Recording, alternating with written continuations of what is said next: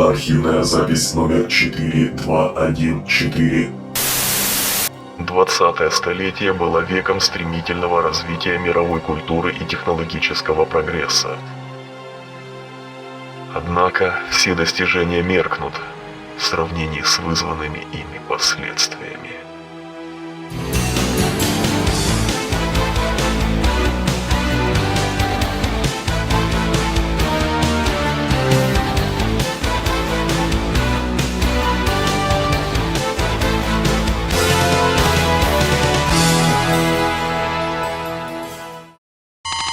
История тиранов. Часть 1.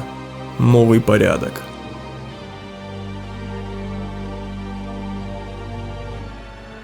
К концу 21 века человечество столкнулось с необратимыми изменениями в жизни общества. С невероятной быстротой распространились принципиально новые технологии, обеспечивая тем самым даже наиболее отсталым народам планеты широкий доступ к совершенной компьютерной технике и информационным базам данных.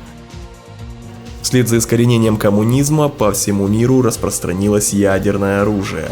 В результате восстания стран третьего мира против экономической и военной мощи сверхдержав была сметена международная силовая структура, созданная некогда для финансового и военного доминирования.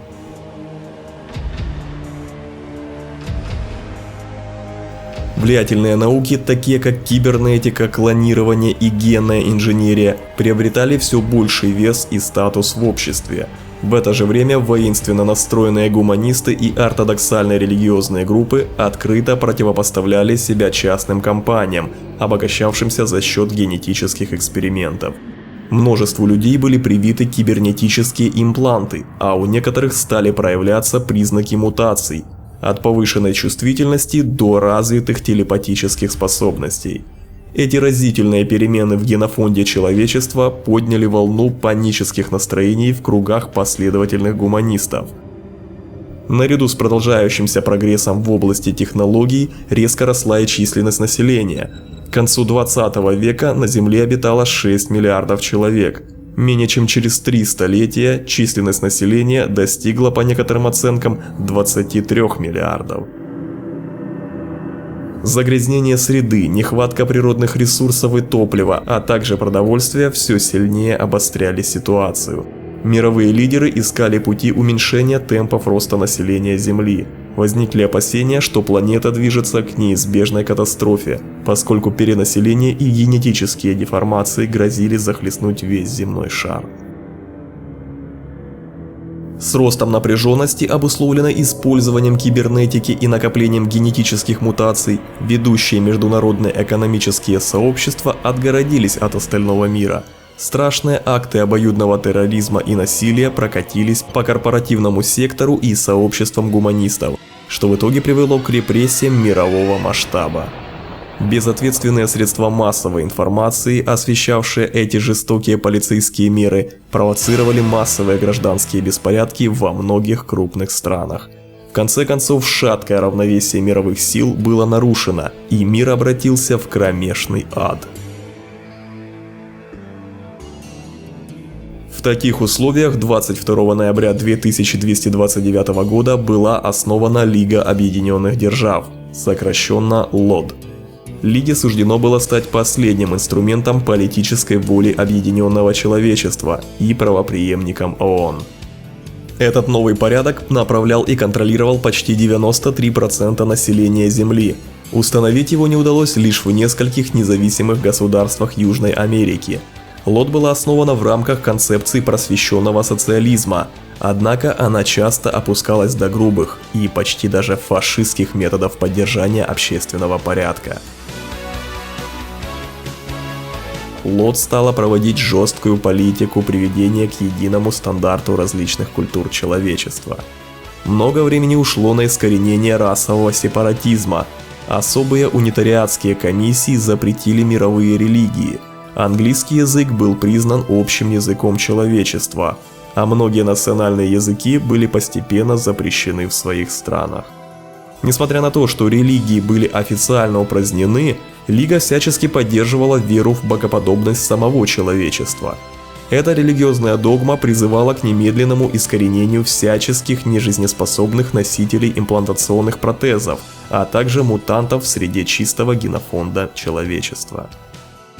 Схоласты и сторонники твердого курса Лиги утверждали, что генетические изменения и кибернетические технологии, а также использование психотропных лекарственных препаратов ведут в итоге к окончательной деградации человеческого рода.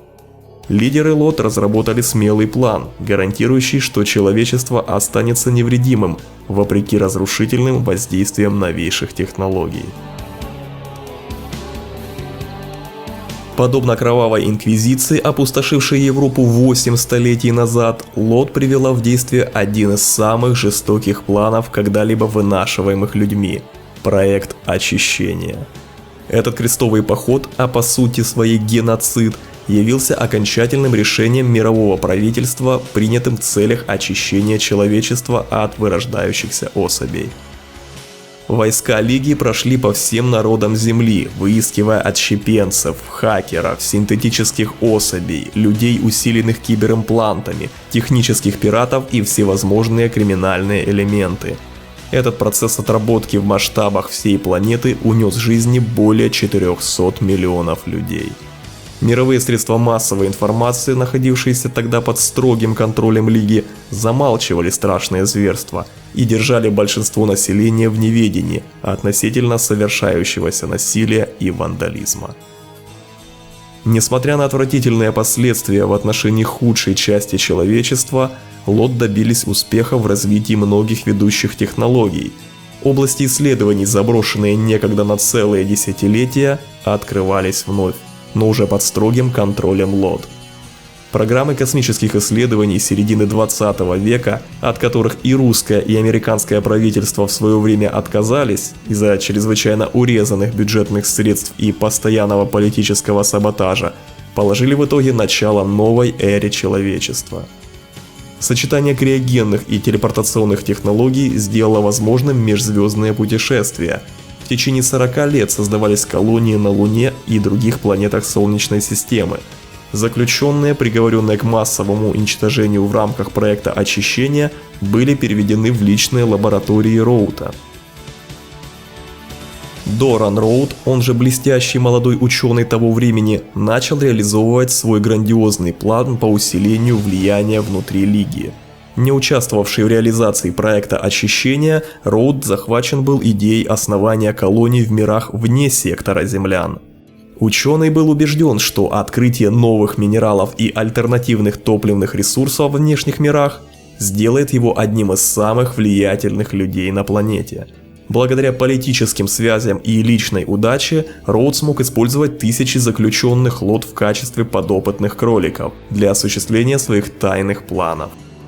Готовясь послать заключенных на колонизацию внешних миров, Роуд приказал своим научным сотрудникам подготовить 56 тысяч человек для длительного криогенного анабиоза.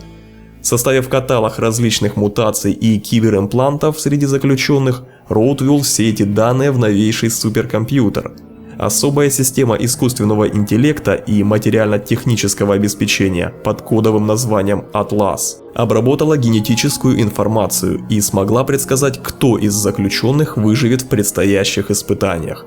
По результатам исследований, только 40 тысяч заключенных были признаны способными к выживанию в суровых условиях. Эти люди были погружены в гигантские автоматические космические суперзвездолеты. И пока заключенных подготавливали к криогенному холодному сну, корабли снабжались различными ресурсами, снаряжением, а также аппаратурой, то есть всем тем, что могло бы понадобиться по прибытию в пункт назначения. В навигационный компьютер были введены координаты пункта назначения отдаленной планеты Гантрис-6. Казалось, все было предусмотрено, однако даже сам Роуд не мог представить себе, что отправленные им заключенные будут посланы практически на верную смерть на окраине галактики.